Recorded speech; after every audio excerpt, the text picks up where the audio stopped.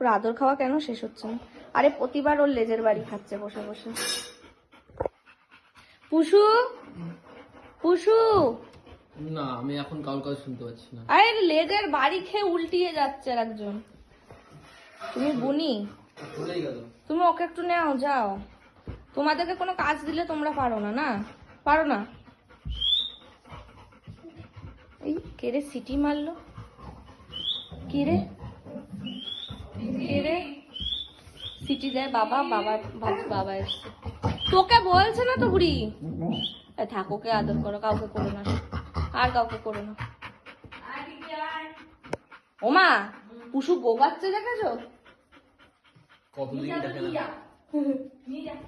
চল পুষু, আজ নিয়েই যাবো পুষু। যাবি? তাই তো বাড়ি থাকবে না ওর?